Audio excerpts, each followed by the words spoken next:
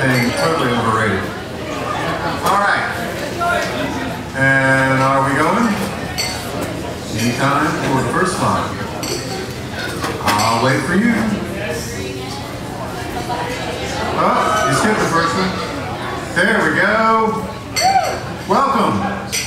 The Triangle is famous for lots of things. We have basketball, we have barbecue, we have Clay Aiken. But tonight, I'll share Raleigh's best kept secret, our incredible residential architecture. From the 1940s through today, the Triangle has some incredible houses that we'll look at. Now, if you've watched the Andy Griffith Show, you know that Barney spent his weekends in Raleigh. But did you ever wonder what he did while he was here? I want to tell you that what Barney did was he rode around looking at mid-century modern architecture. So today I'm going to show you what Barney found. We have the third largest concentration of modernist houses in the United States, only behind Los Angeles and Chicago. And as you will learn tonight, we have over 700 gorgeous houses within 25 miles of this very spot. On our website, Triangle Modernist Houses, we have over 4,000 photos from around the state. This architecture is the untold story of the year. So why North Carolina? Avowed modernist Henry Camp Hefner was hired to start the School of Design at NC State back in 1948, and he recruited some of the best faculty and students from around the country. These faculty and students would design cool houses for their friends and themselves, and they built them all over the place. Like this one. George Matsumoto designed the Milton Julian House in Chapel Hill.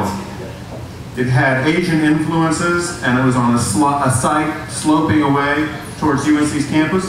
It upset the neighbors so much they sued all the way to the North Carolina Supreme Court. But fortunately, the house won. What makes a house modernist, you may ask?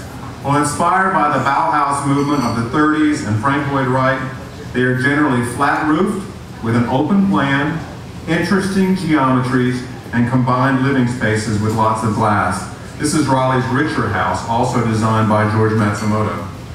Down the road in Chapel Hill, prolific architect Arthur Cogswell designed this Cook House, one of 3 for which he received North Carolina Design Awards. Cogswell, John Condoré, Jim Webb, and Sumner Wynn all loaded Chapel Hill with excited mid-century houses. But if Barney had a favorite house that he wanted to visit, it would be this one. Architect Ellen Casserly and her husband Frank built this house around their love of art and photography. The main house links via an extended second-story gallery to a guest wing for their very own artist in residence. They live there and create there rent-free. Don't get excited, there's a 3-year waiting list. Back in Raleigh, the Milton Small Residence is one of the more exciting international style houses in the area. Small also built an office like this on Hillsborough Street, Brooks Avenue. We'll have both of these on our house tour coming up on September 25th. Also in Raleigh, on Laurel Ridge Drive, is the stunning award-winning 2004 Strickland Ferris residence. A treehouse in the woods designed by Raleigh's Frank Harmon, who is the architect for the up-and-coming AIA of North Carolina headquarters going into downtown. Just next door, a 1970s concept house was given new life in 2006 by designer Vinnie Petrarca. Taking a failed steel frame construction experiment, Petrarca crafted the child's residence into a framing of art, light, and nature in a peaceful wooded setting. It's one of Raleigh's most exciting houses. Overall, modernist houses rock, but you got to be into this kind of thing, and unfortunately most people are not. What is brilliant to some is usually unsettling to the neighbors. We are the 3rd largest area for modernist houses, and yet they represent less than 1/4 of 1% of the housing stock. So what's behind this attraction? Why do Barney Fife and I and some of you ride around on the weekends trying to find these things? Well, it's because for us, these houses are nothing less than livable sculpture.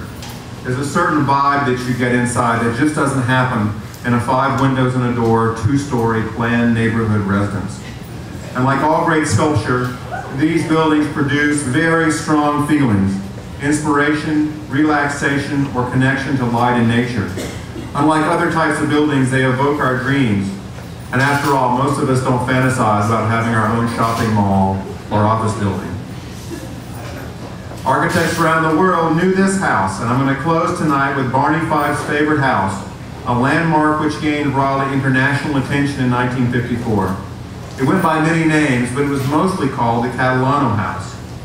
Frank Lloyd Wright, who rarely praised anybody's work other than his own, complimented the architect and owner, the late NC State and MIT professor Eduardo Catalano, for his breakthrough design. Catalano lived there only 4 years before moving to Boston, where his most noted project included the Juilliard School of Music at Lincoln Center.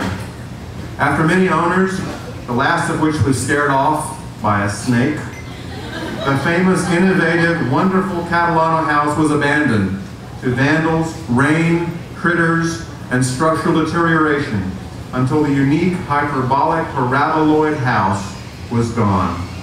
Finally, it was too far destroyed to repair, and the bulldozers came in 2001.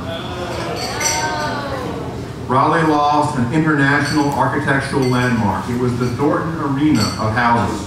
And as rising land values make other mid-century moderns attractive teardown targets, we're going to lose many more.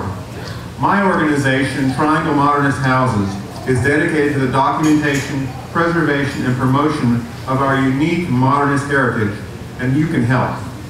Later tonight, when you blog or tweet, please share Barney Fife's secret with your family and friends.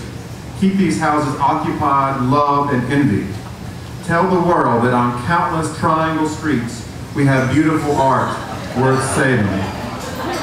On behalf of the Triangle Modernist Houses, the board of directors of which is pictured here, I'm George Smart. Good night.